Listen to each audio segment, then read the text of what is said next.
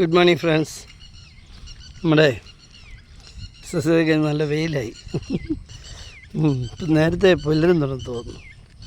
Anyhow, എൻ്റെ എല്ലാ വ്യൂവേഴ്സിനും ഹൃദയം നിറഞ്ഞ ഓണാശംസകൾ അറിയിക്കുകയാണ്. നമ്മൾ പരസ്പരം കൊണ്ടും കൊടുത്തും സ്നേഹിച്ചും വഴക്ക് പറഞ്ഞും ആരാധിച്ചും നമ്മളിങ്ങനെ പോവുക അല്ലേ. നമ്മുടെ ഓണക്കാലം വന്നൊരു ഫെസ്റ്റിവലാണ്. V are celebrating.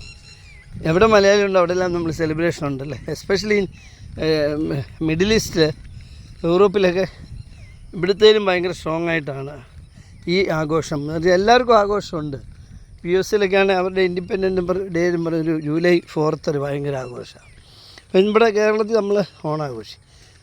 India മുഴുവനാകുമ്പോൾ holy വരും. അങ്ങനെ പലതും ഉണ്ടല്ലേ. എനിക്കോ ഇതിൻ്റെ പിന്നെ ചരിത്രവും മീമാംസവും നമ്മൾ അന്വേഷിക്കുന്നില്ല. Actually we are celebrating. പിന്നെ ഇപ്പോൾ കേരളത്തിലെ സെലിബ്രേഷൻ ഒരു പ്രത്യേകതയുണ്ട്. പണ്ട്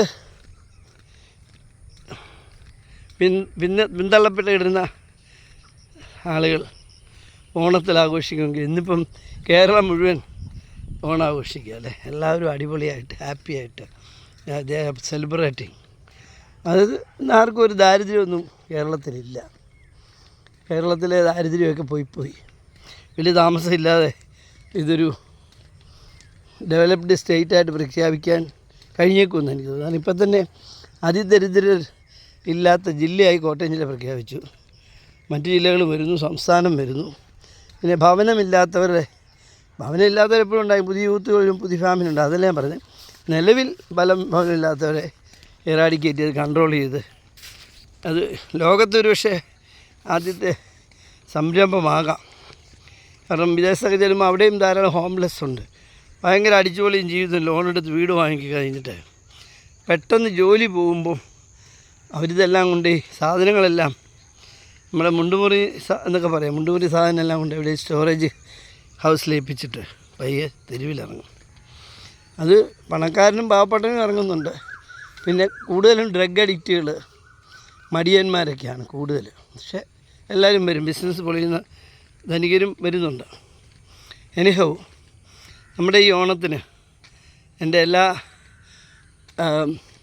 ആസ്വാദകർക്കും പോസിറ്റീവ് ചാനലാണ്. പോസിറ്റീവ് കാര്യങ്ങൾ കേൾക്കാൻ ആഗ്രഹിക്കുന്ന ബിസിനസ്സുകാർക്കും അതുപോലെ തന്നെ ബിസിനസ് സ്റ്റാർട്ട് ചെയ്യണമെന്ന് ആഗ്രഹിക്കുന്ന ന്യൂ എൻ്റർപ്രണേഴ്സിനൊക്കെ വേദനപ്രദമായ പ്രോഗ്രാംസ് നമ്മൾ ചെയ്യുന്നത് കുട്ടികൾക്കാണേലും സമൂഹത്തിലാണ്. ഓക്കെ, അപ്പോൾ നമ്മുടെ ആസ്വാദകർക്കെല്ലാം ഒരു അടിപൊളി ഓണം ഞാൻ ആശംസിക്കുകയാണ്. അപ്പം തീർച്ചയായിട്ടും എന്നെ വിമർശിക്കുന്നവരുമുണ്ട്, എന്നെ അംഗീകരിക്കുന്നവരുണ്ട്, ആദരിക്കുന്നവരുണ്ട്. എല്ലാവരും സമൂഹമാകുമ്പോൾ എല്ലാവരും ഉണ്ടല്ലോ. ഇപ്പോൾ നമുക്ക് മധുരം മാത്രം ഉണ്ടായിരുന്നു ടേസ്റ്റെങ്കിൽ എന്ത് ബോറായിരുന്നു അല്ലേ. കയ്പും പുളിയും ചവർപ്പും എല്ലാം കൂടെ ചേരുമ്പോഴാണല്ലോ നമുക്ക് സന്തോഷമുണ്ട്. ഞാൻ എൻ്റെ വിമർശകർക്കും നല്ലൊരു ഹായ് പറയുന്നു. എൻ്റെ അനുവാചകർക്കും എന്നെ ഇഷ്ടപ്പെടുന്നവർക്കും ഒരു ഹായ് പറയുന്നു. എല്ലാവർക്കും ഒരു അടിപൊളി സെലിബ്രേഷൻ ആശംസിക്കുകയാണ്. Okay, celebrate your days. അപ്പോൾ ഈ സന്ദർഭം ഒരു ചെറിയ കാര്യം മാത്രം പറയാനുണ്ട്. Don't mix driving and drinking. ധാരാളം ആക്സിഡൻറ്റ് ഇപ്പോൾ കേൾക്കുന്നുണ്ട്, അപകടങ്ങൾ കേൾക്കുന്നുണ്ട്.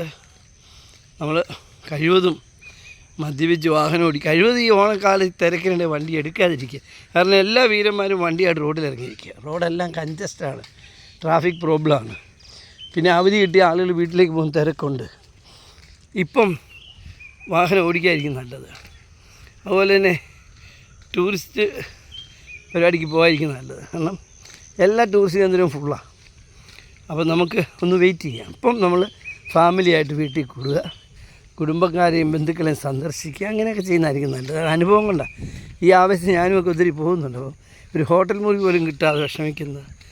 ഇപ്പം നമ്മുടെ പഴയ രീതി അല്ലല്ലോ. നമ്മളൊരു വണ്ടിയെ കയറി അവിടെ നിന്ന് കറങ്ങി ആ വണ്ടിയെ തന്നെ തിരിച്ചു വരുന്ന പഴയ രീതി മാറി. ഇപ്പോൾ നമ്മൾ എന്നാൽ ഉടനെ എവിടെയെങ്കിലും മുറിയെടുക്കും, അവിടെ ഫ്രഷ് ആകും, അല്പനേരം വിശ്രമിക്കും. അതിനുശേഷമാണ് സമയമുണ്ടെങ്കിൽ പുറത്തിറങ്ങും, അല്ലെങ്കിൽ പിറ്റേ ദിവസം പുറത്തിറങ്ങും. അങ്ങനെയൊക്കെയാണ് നമ്മളെല്ലാം ഭയങ്കര